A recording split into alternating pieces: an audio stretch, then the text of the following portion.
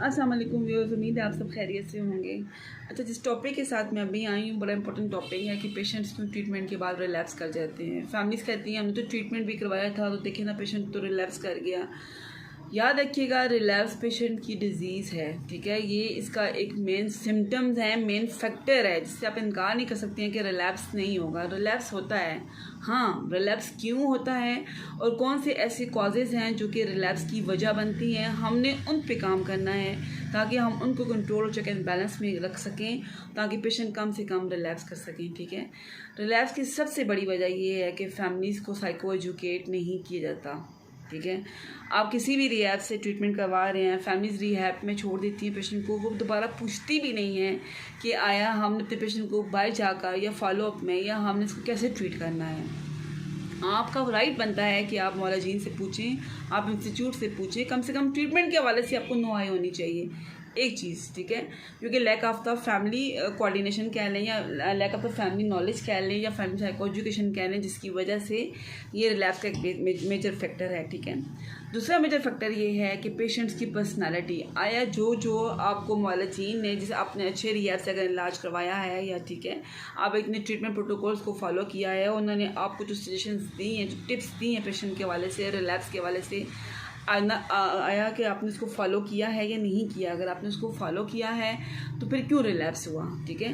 Patients की personality depend करता है कि पेशेंट की पर्सनालिटी किस तरह की है, और जो मौलाजीन ने या थेरेपिस्ट ने आपको गाइडलाइन दी है, इंस्टीट्यूट ने आपको गाइडलाइन दी है कि ये फैक्टर्स हैं इन पे आपने काम करना है तो उसके रिलैप्स के चांसेस कम होंगे, तो क्या आपने उसको फॉलो किया है। अगर आपने उसको फॉलो किया है तो फिर रिलैप्स की वजह उस वक्त उस टाइम पे पेशेंट्स को जब आप फॉलोअप में आते हैं, जब आप डिस्कस करते हैं तो वहाँ पर फिर आपसे डिस्कस किया जाता है। जहाँ तक मेरा ख्याल है, जो कि मेरे पॉइंट ऑफ व्यू मेरी चीज़ सामने आती है, मेरे इल्म में है, मेरे नॉलेज में है, वो यही है कि फैमिली सजेशंस को फॉलो नहीं करती हैं। फैमिली इवन की बॉदर नहीं करती हैं ट्रीटमेंट को। फैमिली कहती हैं बस ठीक है, हमने रिहैब के अंदर रखा पेशेंट को, हमने ट्रीटमेंट दिया, बस ये खुद से मैनेज हो गया, खुद से ठीक हो गया, बस ठीक है। ये इसी तरह का लॉकअप वाला इलाज, जैसे मैंने कल पिछले व्लॉग में आपसे शेयर किया था कि फैमिली को लगता है कि हम लॉकअप में बंद कर देते हैं तो बस ये इनफ ट्रीटमेंट है पेशेंट के लिए। याद रखिएगा, साइकोलॉजिकल बेस्ड ट्रीटमेंट है, नशे का इलाज ही साइकोलॉजिकल बेस्ड है। मेडिकल ट्रीटमेंट को अगर आप बात करेंगे,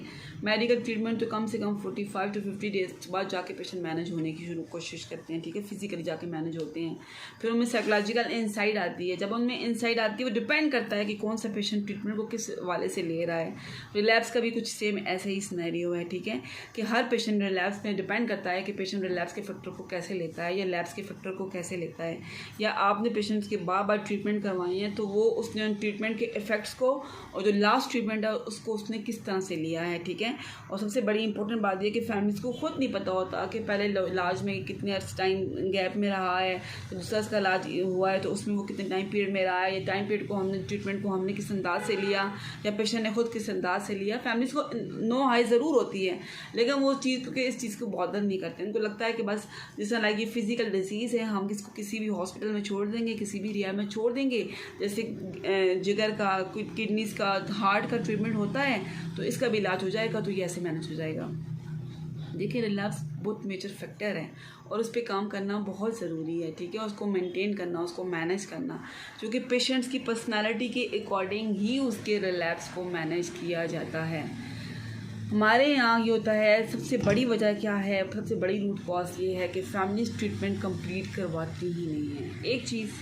दूसरी चीज़ ये है कि फैमिली को जो टिप्स दी जाती हैं, सजेशंस दी जाती हैं, फैमिली उसके अकॉर्डिंग चलती ही नहीं है। उसके अकॉर्डिंग चलें तो उनके रिलैप्स के चांसेस बहुत कम हो जाते हैं। तीसरी चीज़ ये है कि पेशेंट्स की पर्सनालिटी, पेशेंट का ट्रीटमेंट को लेने का अंदाज़, ट्रीटमेंट प्रोटोकॉल्स को अंडरस्टैंड करने का अंदाज़, समझने का अंदाज़, ठीक है, और उन फैक्टर्स में लाई करने का, जो फैक्टर उसकी नशे की वजह बनते हैं, उनमें वो कितनी सीरियस हद तक उसने लिया और उतना कितना उस पर काम किया। ये तमाम तर वो फैक्टर्स हैं जो कि पेशेंट्स की बहाली की या पेशेंट के रिलैप्स को मैनेज करने की वजह बनते हैं।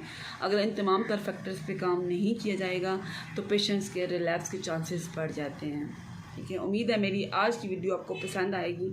बहुत छोटा सा मैसेज मैंने आपको देने की कोशिश की है, लेकिन बहुत डिटेल में समझाने की कोशिश की है कि क्या क्या फैक्टर्स होते हैं, ठीक है। आप कभी भी अपने पेशेंट के इलाज को आप बहुत लाइट वेट में मत लें, हमेशा सीरियस नोट पे रखें उसको, ठीक है। ज़हनी, क्योंकि ज़हनी सेहत की बात है, याद रखिएगा ज़हनी सेहत की बात है, और ज़हनी सेहत के साथ उसकी शख्सियत पे काम करने की बात है। और शख्सियत कभी भी 90 डेज़ में मैनेज नहीं होती है, बहुत टाइम पीरियड चाहिए होते हैं। और मैंने आपको पहले भी कहा है, हर वीलॉग में ये बात करती हूँ कि डिपेंड करता है कि पर्सन टू पर्सन ट्रीटमेंट भी वेरी करता है, तो काइंडली फैमिली टू फैमिली भी वेरी करता है। इन चीज़ों को अंडरस्टैंड ज़रूर करें। अगर आपको हमारी वीडियो अच्छी लगे, लाइक करें, सब्सक्राइब करें, शेयर करें और कमेंट ज़रूर करें, ठीक है। सदका जारिया है, याद रखिएगा, इल्म फैलाना भी सदका जारिया है। और हम ये पूरी कोशिश अपनी एफर्ट इनपुट करते हैं कि हमें किस तरह से ये सदका, हमें ये जारिया का सवाब मिलता रहे, ठीक है। अपना बहुत ज़्यादा ख्याल रखिएगा। अल्लाह हाफिज़।